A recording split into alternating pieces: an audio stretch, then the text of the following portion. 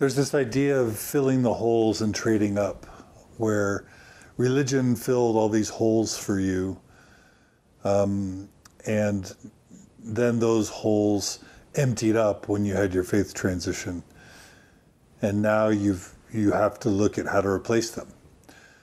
So let's go through each hole and talk about how you filled it. So the first one is morality. We talked about law of chastity, word of wisdom, just what morality meant to you then. What are your thoughts about those things now, and just what morality is to you now in general, and what it's rooted in? I guess my morality, I haven't really thought about this. I would probably say my morality would be based on respect and kindness to myself, and respect and kindness to others, and fairness.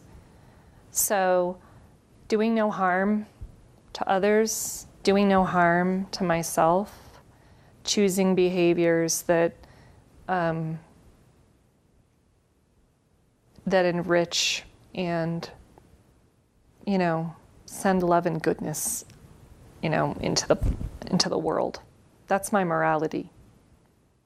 What if someone says, well, that's just golden rule, it's what Jesus taught, you're just fine, parroting Jesus? Awesome. Then I'd say, that's great. And that's what I mean about beliefs.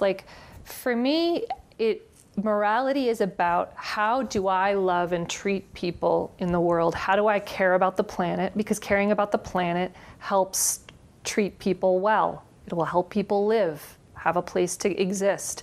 So these are things, and I look for ways that resonate with me to affect my behavior now. And so my morality would be, I don't want to harm myself. I have no wish to do that. And I want to be good to myself, actually. I want to have good relationships, and I want to offer that to everyone I meet. I want to offer love to them. I want to offer them goodness and honesty and respect. And so my behavior would fall in line with that. And if somebody says, well, what do you base it on? You don't base it on a religion, you don't base it on God, you're just kind of making it up, or just it's And I would say, I don't know if you had an identity piece there, but coming. Okay. Well, that falls in line with my identity piece now. So I don't know if you want me to jump to that, but I don't feel like I need this superimposed structure to have me feel that I have worth or goodness. I feel that for whatever reason, my upbringing or my privileged life, or the Mormon, it could be my Mormon upbringing up until now. I don't know. I'm open. But what I'd say is my identity now is not a deficit paradigm. I am worthy now, as I am. I am filled with goodness and want to do good. And I choose to grow. I want to grow during my time on this planet, That's my identity now. I am those things on my own. What about premarital sex now? What about sexual fidelity? What about drinking and drugs and all those things that Mormonism said were bad? How do you look at matters of sexuality and matters of drugs and alcohol, etc. now? Okay, could we break those down then, I guess? So you said sexuality, like infidelity?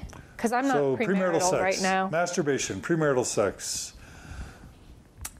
So premarital sex with regard to my daughters? Is it evil? Yeah, is it bad? Okay, so that is a walk that I navigate with them.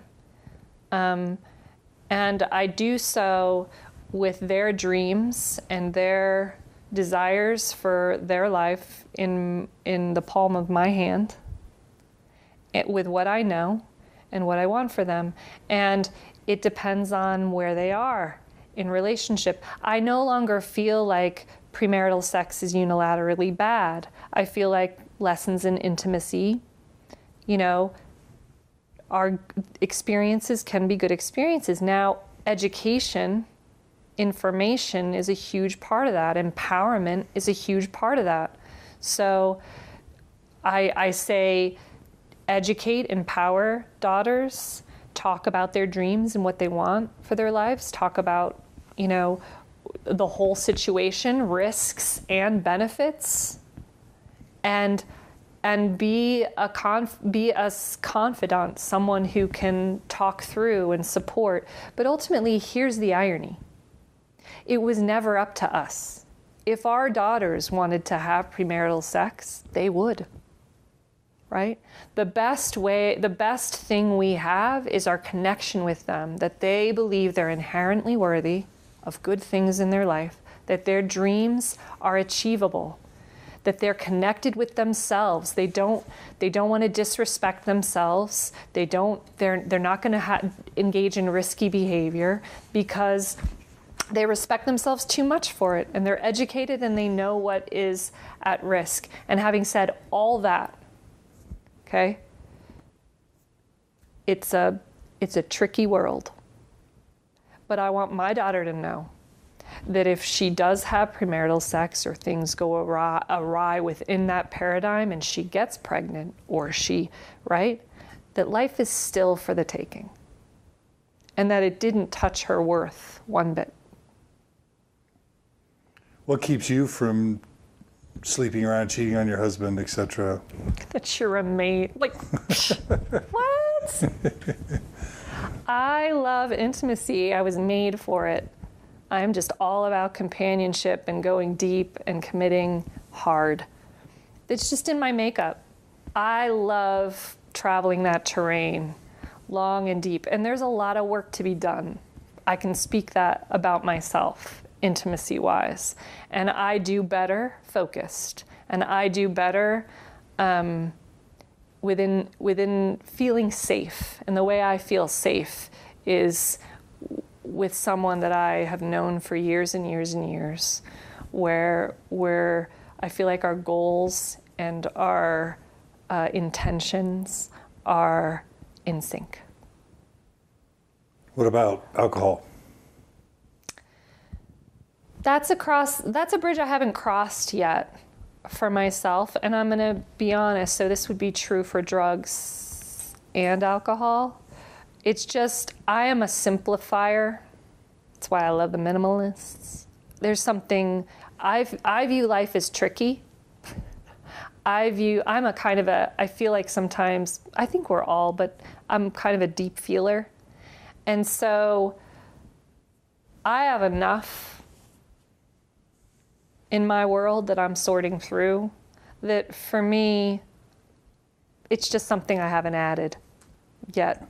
I haven't had the desire to add a new component with that. And I'm also really comfortable and really happy with that level of, kind of engagement with it. Now, coffee.